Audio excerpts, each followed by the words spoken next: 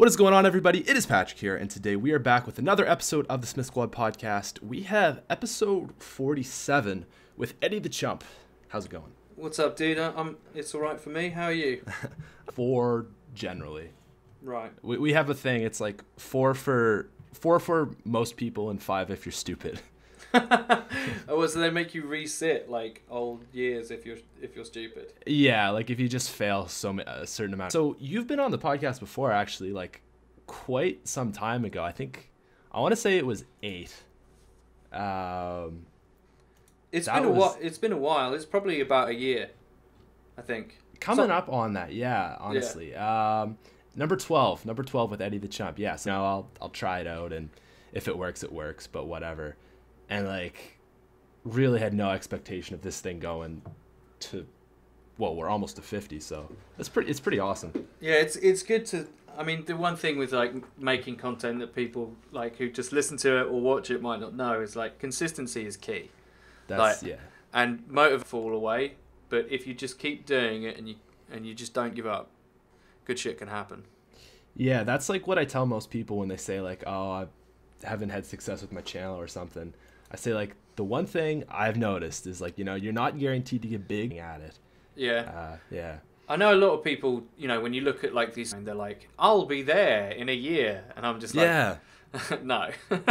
Yeah, it's like, oh, it's just go and you only have 2 videos. Yeah. Yeah, it's crazy. I applaud the guys that have like been doing it for like 2 years and they've got like 400 subs. Yeah. Those are the true people that do it for the love, right? Yeah. Yeah, truly. I mean, I love making YouTube videos, but if I only got 20 views, I would have eventually given up, I think. And actually, I know I would have, because I had before. I had 2 channels before this that I did one for like a year and one for 2 years, and they just didn't work out, so I quit. I've had, actually, now that I think of it, like probably a good 5 channels it's taken to get like one that's actually going. I was like, yeah, I don't think this is going to work, but I'm just going to do me.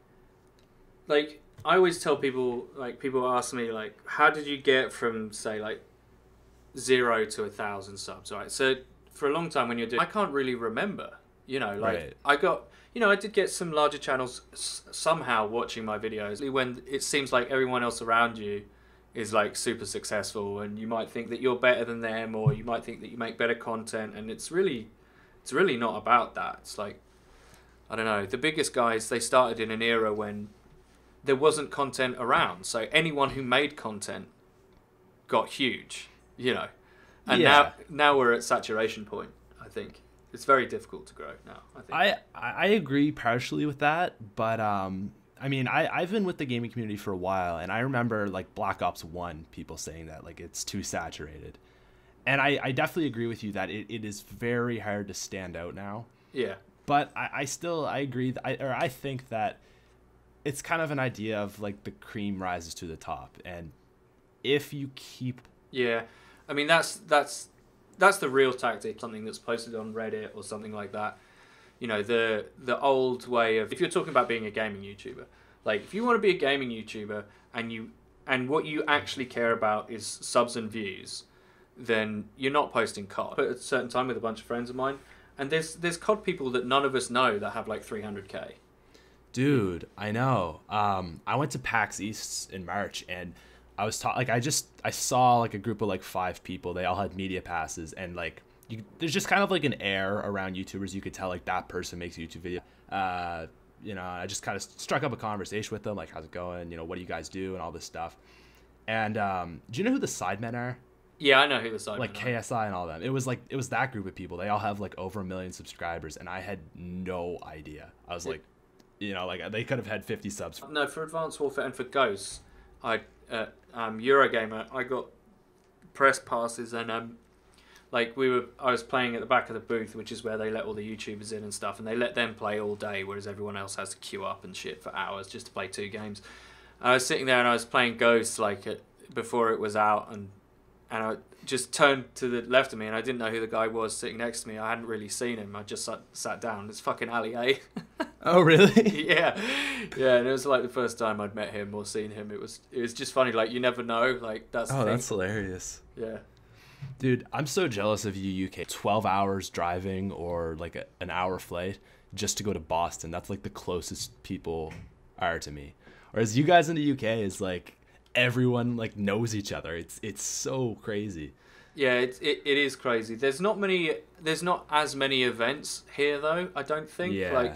Like Eurogame is a big one, but a lot of people are starting to not go to that because it's getting huge. You know, like a lot of people are starting to go to Gamescom in Germany and stuff because they get flown out by Activision or whatever, the people that have that kind of stuff. But yeah, there's not as many like regular events. It seems like every 3 months. I'm I not think sure, so. honestly. I follow Syndicate. I was watching, saw him, he was there, so I figured it had something to do with you. Yeah, true. Oh yeah, that's another one, COD Champs or whatever. Oh yeah, COD XP or COD Champs or whatever they call it now. Yeah. So dude, you've been on is Lag Comp, I think. Yeah, Lag Comp is with Frito and the Schwantz, and right, yeah. That's and one. Yeah, I've done that for ages, and then recently Street and Drive Turkey have started one. It's called The Podcast Show. Until like 4 a.m. on 2 nights a week. Oh, that's awful. Yeah, it's terrible. It's terrible for your sleep schedule. And the thing about podcasts, I don't know if you feel the same, but you can't just be like sleepy or not really there. You need to be able to contribute. So you need to be on. You need to be awake. So when I finish podcasting at like 4, it's at least another hour and a half before I can actually sleep. Right. You just on the caffeine or whatever. Yeah, like I just had to monster it up. I had to get a can of Monster. Yeah. Man, I know that feeling because I have 2 exams today, today Wednesday I had to drive home to pick my stuff up. So I had studied a little bit before, but like I just have been busy because I wanted to get all my YouTube videos out, just like so it's out of the way and I could just focus on studying. So Wednesday I drove home and I didn't get back to school till like 5 to study. So Wednesday I was up till like I want to say like 3 studying, and I was the exact same way. Like I didn't get to bed till 5 because I was just so late at night. See if there's any like videos in my sub box because some people are in LA and they're uploading, then fall asleep, and by then it's like 6 a.m. twice a week. Right. Yeah. I was gonna say, do you drink a cup of tea before you get it? No, tea's got loads of caffeine in it, dude. That would just make it worse. Oh, true. Yeah. I suppose so. But I just wanted to throw that out. Yeah, no, it's decaf tea. That's what I do. Or scone or scone, whatever. One of the two. Is that what you guys call them, scones? It's a lot of our accents are regional, so it depends on where you're from. Right. I got you. But back to the podcast show. So I just remember on my sub box, like I subscribed to Wings, and like I've known you for quite a while, and I just like saw one day like the podcast show episode 1, and I'm like, is that Eddie? I imagine, yeah, for sure. Yeah, it's really weird how that came back. Do you want me to tell the story quickly, or? Yeah, I'm interested. Okay, so I made a few videos about Wings when he was going through his whole weight loss, or he was doing something else that he was like he was really struggling. So whenever you see him like getting upset in a video or anything like that, or in a comment section or on Twitter, like a lot of people can treat the internet as like it's not real to a certain extent, right? In dealing with trolls and stuff. Yeah. Whereas Geordie can't really. Geordie does that people think are crazy, right? But they're not, you know. That's why he does that. It's just because he's being brutally honest. And when he reads a comment, he thinks that person is just like him and is being as brutally honest. And they're not. It's not real. It's just a troll or whatever.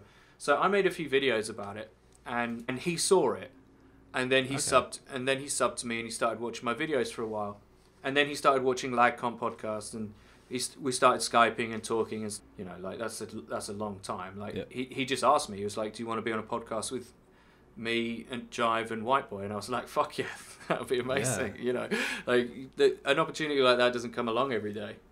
Yeah, and I mean that's like kind of getting back to it. Like, you know, you just keep working at it. Eventually, someone big like that, someone will notice you, or like I said, it is just all a matter of time. It's a matter of time, and you have to be in the right place at the right mood when you watch the video. And he watched the video and he liked it, and that's luck. That bit of it is luck. Yeah. But the grind part of it, and the part that we can all do to make ourselves better, is you just I want to make content that I would want to watch, right? And that's my one rule. So for aspiring YouTubers, someone will notice. Like, I was gonna say it's luck, but the harder you work, the better you increase your chances of getting lucky, if that makes sense. Like if Yeah. you didn't work hard and you made shit videos, he might not have liked it and that wouldn't have happened, right? But Yeah. you improved your chances of being lucky, I guess. Yeah, you Right. put yourself in the right position. You know, it's not always Yeah. good. That what I'm trying to say is that's no guarantee of success, but putting yourself in the position, and you're right. You know, the harder you work and the more often you do that, and the best you make your content that you can, the more chances there are of someone taking notice. You know, because the reality is that at least as far as I'm concerned, you might disagree, but like if you're going to grow on YouTube, then someone a lot bigger has to take notice. Like, and that either has to be like they start liking your stuff, or they, you know, shout outs don't really happen so much anymore, not compared to how they used to, but even likes on Twitter, you'd be amazed what that does. If, say, like, you know, another guy that really helped me out is a guy called iTemp. Do you know who iTemp is? It sounds familiar. Yeah, he's got like 140k subs or something like that, and he started liking my videos at some point, and I'd never met him at this point, and I'd swear within like 2 days it was like 2,000 extra subs, and without that one like, I do agree with you. If you just keep grinding, it will eventually happen. Yeah. I don't think YouTube's completely necessary about that like shout out idea. Yeah. But there is definitely an element to that, especially when you're small. Like the first top search spots, anything like that, you have nothing to get your channel really going. Yeah. Then you get your first 1,000, the next 1,000's easier, and then the next thousands after that is easier, then so on and so on. It kind of builds in an exponential way. I mean, if you look at most channels, it starts off with a really shallow line and then starts to kind of like go exponentially up. Yeah, it starts that you build, you know, momentum. You get momentum behind your stuff, and there's a buzz about you and all that kind of stuff. Yeah, that definitely does happen. Like, I don't know if this is the same with you, but I had a plateau at a certain point. Like, I grew fairly quickly until about 13,000. Thinking about giving up, because even though I only had like 13k subs, I was getting like 4,000 views every video. Yeah. And I was like, you know what? There's thousands of people that come to watch me and they like my stuff, so I'm not going to just not do it. And then, you know, and then recently it's gone way quicker than it ever has. So it's a good feeling, eh? Yeah, it's a great feeling. Yeah. I agree with that. Like I don't agree with that. I had a similar thing where I started my channel. It was right before Black Ops 2 came out, and for anyone who follows that game, zombies was huge for Black Ops eggs and how to do stuff. It was crazy. And for me, like that whole year of just first we had Transit and then all the DLCs, that really helped my channel.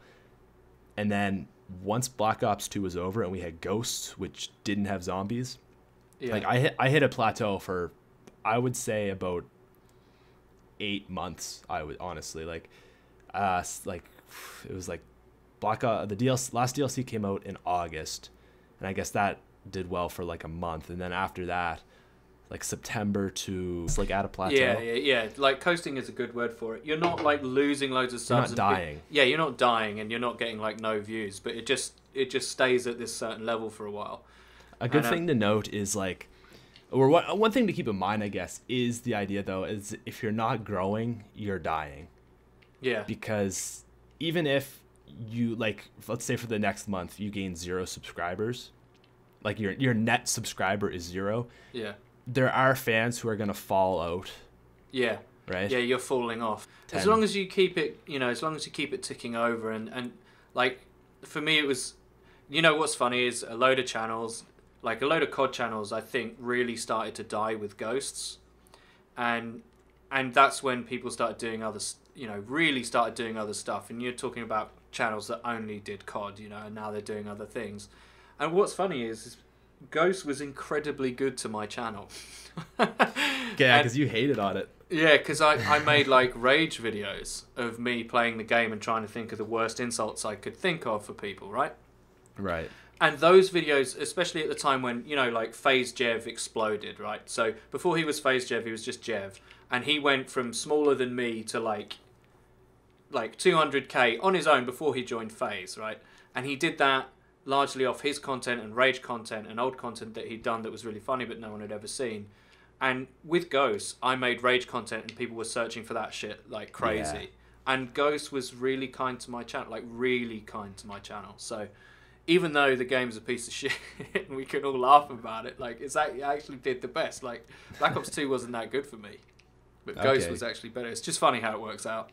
Yeah, I agree with that. Like, I guess I couldn't really do anything like that for Ghost just because I don't have a multiplayer based channel. But yeah.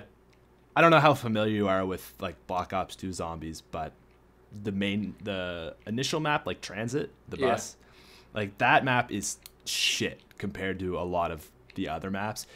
And initially when that came out, like everyone really liked it because it was new zombies, but eventually we kind of realized like, wait, like what are we doing? Like this map sucks. It was like that what do they call it when the new COD comes out, the honeymoon phase? Yeah, it's fun at first and then it sucks. Like that is riding that kind of wave. I mean, I do it a bit too. Like I'll do challenges where I play that map in ways that make it like less enjoyable like than it already is. So like it's just things like that. Yeah, so people really like it. Yeah, gimping yourself for the sake of entertainment. That's funny, man, because like whenever I stream, the first game that I play is Ghosts, and the reason the first game that I play is Ghosts, and this is on PC, and the PC port is fucking trash as well. So like the reason I play that is because for some reason people love watching me suffer because it's funny, and it's the same kind of thing as like you doing that on Transit. It's like people know Transit's a piece of shit, and they know that you're doing this on purpose to make the same feelings. You're giving them like catharsis. That's what I always thought. Like, I mean, correct me if I'm wrong. Like, I don't know much about zombies at all. Yeah. But like when Black Ops 2 came out, was there only one zombies map? No. So there was each area. So there was like the bus. So they had like individual maps.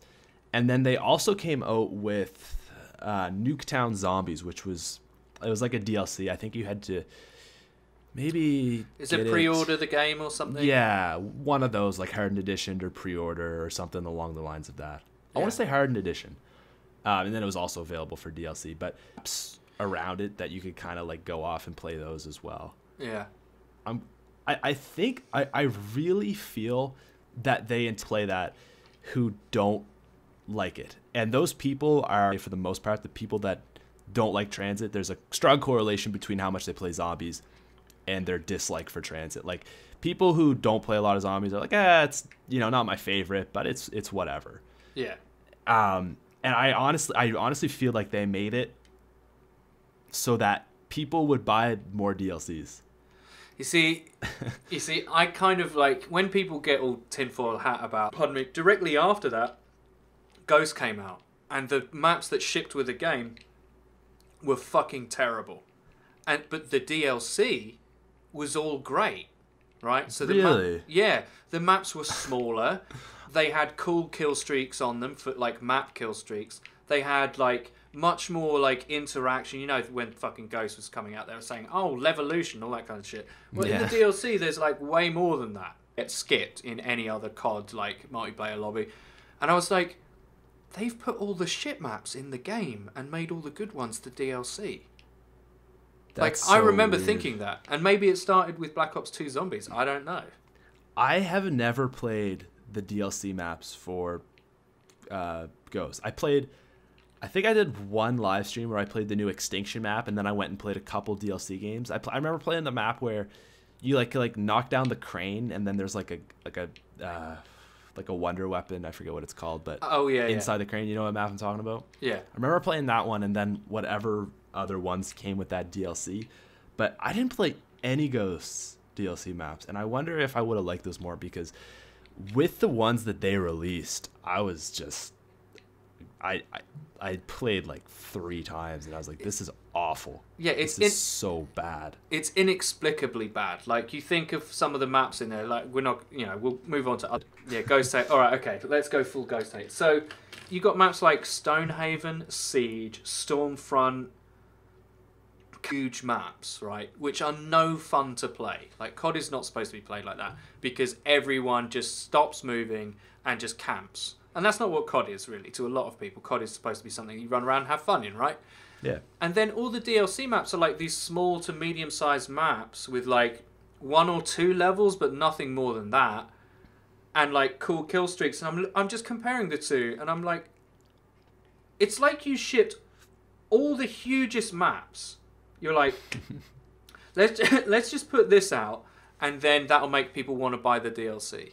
Like, I couldn't believe, like, the maps in Ghosts are so bad. They're so bad. Like, they're so bad you almost think that this couldn't have been a mistake. Like, they couldn't have played these and loaded those in, and idea that they did it cynically. Yeah, man, I absolutely agree. That is the Haven was a cool idea. Yeah. And that's the one that really comes to mind, but it was huge. Yeah. Like, it's massive. Like, the only thing that even is similar in size were those old World at War maps that had tanks on them. Silo and stuff. Yeah, so, I forget. I want to say it was like. Do you remember? I don't know how much you played of World at War, but hardly any. Was that the first game with zombies? It was, wasn't it? Yep. Yeah, the original Zombies game. There's a map where it had a train in the middle, and it was like a hill going up to the train. Yeah, I know which one. And going back to Transit though is like, I absolutely agree. It's that feeling of, it's not like they just did things that were bad, but it's like they were intentionally bad. Like, for example, Transit is tedious. That's why I don't like the map. There's a lot of things that are annoying about it, like when you go in the fog, like the little guys come up and they scratch your face. But to me, it's tedious. Like, you have to wait 5 to 10 minutes for the bus to do a loop so you can go to the next area. It takes like a good 20 minutes for you to pack a punch. What's another idea? Like, it takes so long, and everything is, I feel like was their idea. Like, they have made amazing maps. I mean, the Treyarch Zombie team, they're phenomenal. Like, just the things they've done with zombies. Every new map, it's like never would have dreamt of that in a million years. Every like map comes out, I'm like, they're not going to be able to top this, and then they do. Just boring as Transit is like, there's no way you guys would have thought that this was a good idea. Yeah, knowing how skilled they are, right? This is what astounds me. If I can just relate it to Ghosts, like, this is the team that the previous game was Modern Warfare 3, right? Yeah. Which, whether you like or not, there's shit going on all the time, right? It's like that is true. It's like a really clusterfucky kind of game, and it's got things like Specialist in it that are amazing, and the submachine guns are amazing in that game. And then the next game they do is like this really slow, methodical, boring, gimped version of that game. And I'm like, no, you've done this on purpose. Like, for the Treyarch Zombies team to make Transit, if it, you know, it is how you say it is, you know, everything's really boring. And then the DLCs they come out with are like, you know, actual superstar talent in the game as voice actors and like really inventive puzzles and all this kind of shit. You're like, was Transit just like one of the ideas that they were like working on before release, before they had to go gold, which means before they have to ship? And they were like, well, this is the weakest one, so we'll just put this one on the disc and we'll save the good shit till later. I don't think they do that, because like, just the way that interpretation, but that's a big part of Zombies, is the Easter egg and doing the Easter egg and finding out the storyline to it. Yeah. And just the way that it went, and you blow up the Earth, kind of like, it doesn't completely destroy the Earth, but it kind of like puts everything in a wasteland. Yeah. And the next map is Transit, where there's like nuclear winter and that kind of idea. So. Oh right, so they're all linked actually. It's so long. And then all the maps that come after are completely not like that. It's strange. I mean, it might just be the people who are really into it. It's just not for them. And I mean, maybe, I know there's a lot of people out there that do like the map, but for the most part, the people who really like Zombies just have hatred for that map. So, can I ask you a question? Yeah, sure. As someone who's like really into zombies, makes content about zombies, do you play Exo Zombies in Advanced Warfare? Not much. So the first map, Outbreak, that came out, I enjoyed that. It was really basic, like 5 rooms stuff. I had fun with it. Played it for like a couple weeks, and then I was like, all right, that's good. I'm gonna go back to normal Zombies for my channel, playing through the map and like kind of whatever other videos I see fit. So I did those, and then I don't even know what I did the next day. I just kind of played and like recorded my reactions, and ended up with like kind of a rage type video. All right. Is it just like brutally difficult? It's hard for sure. Like, I guess I would say with normal zombies, like if you're decent enough, you could probably make it to like, if you're not good, like you're not making it past 10. Wow. Like, no way. And I think number one, it's like the first map I gave it to them. I was like, you know, they're just going to make this basic, get people introduced. And I was thinking, okay, the second one, they're going to step it up. They're going to make it cooler. They're going to like add more things. They didn't really add anything. I don't know, like just the setting isn't unique. Like it's a fast food restaurant. You've blown up the earth. You've gone to the moon. You've been a gangster on Alcatraz Island. Like all that just doesn't compare to, or all that makes Burger Town look stupid. And then it's kind of like, I always saw zombies as like, even though I didn't play it, I saw it as somewhere where people, the devs got to like let their imagination run wild and do whatever they wanted. Do you know what I mean? Like, let's make some crazy cool like little secret here. Let's make this like really open to interpretation, and you know, like a vague storyline that people would want to play and play again, and loads of cool little Easter eggs and shit. So like, if you're telling me that it's just like really basic but really difficult and not very special, then I can understand why people don't like it. I don't know. I just want, and like, it's all that, like what you said, and not chill, if that makes sense. Like, to me, zombies, like, I can sit down with a group of 4 people, and half of the fun is the social interaction, like just messing around and having fun and like talking, because you're not constantly like stressing. Yeah. Right. I mean, there's obviously communication, like, hey, can you open up this door? I got a max ammo. I went down, whatever. But for the most, like, it's like 90% chill and then like 10% panic. Yeah. Whereas this is like constantly, you have to focus, because just the nature of the, like, the zombies are faster and stuff like that. You really have to stay focused, which, I don't know, to me it just doesn't make for a good game, honestly. Yeah, like, it robs zombies of what zombies is. I think that, you know, oddly enough, I think that's true of Advanced Warfare as a game. I think just as a game, it's incredibly try-hardy. Like, especially the multiplayer, it's incredibly try-hardy. It's like, because everyone's got all these movement abilities, because some of the weapons are so dominant, every game feels like you're playing a pickup game of esports, right? That's what it feels like. It doesn't have the same feeling that COD used to have.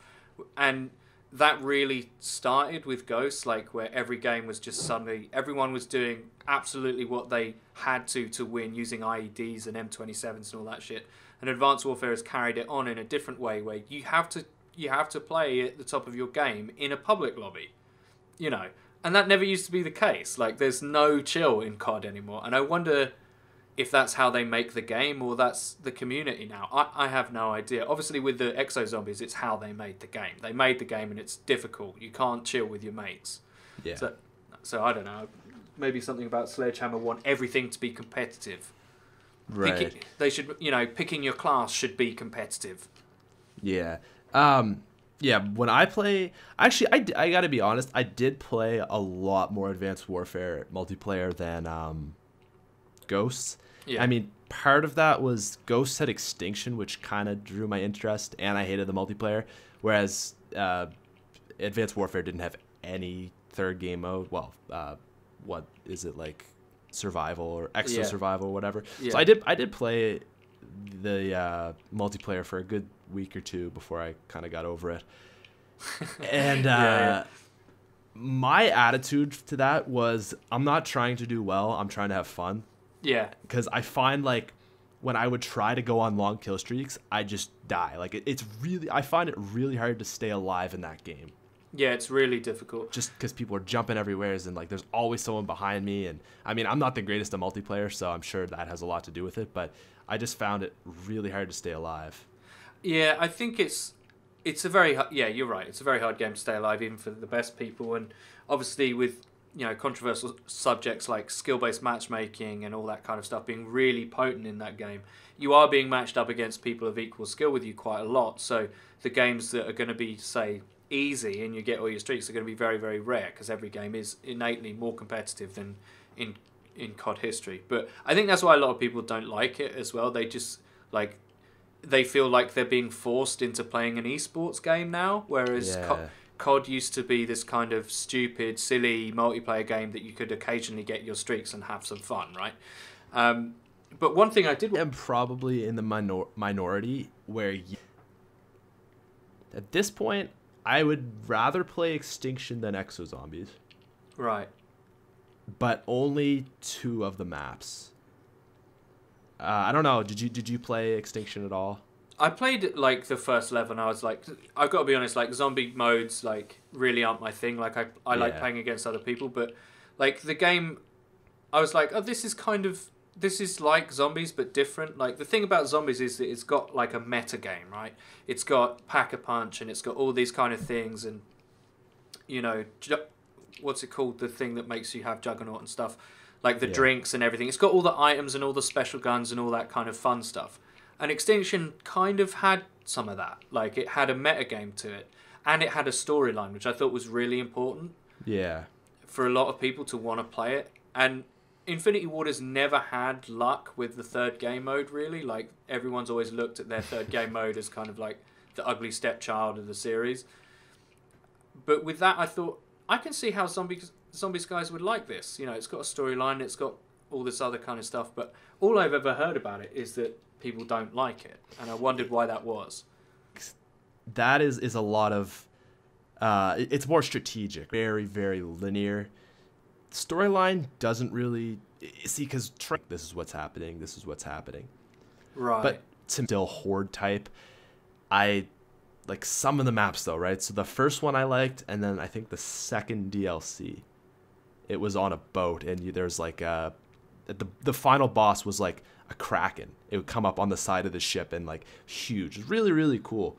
So some of the maps I liked, but some of the maps I didn't. And I think again it was kind of like the same problem I have with Exozombies is they didn't expand. Like the first map for Extinction, really basic. Second one, they kind of stepped it up. They added like a special power weapon or wonder weapon.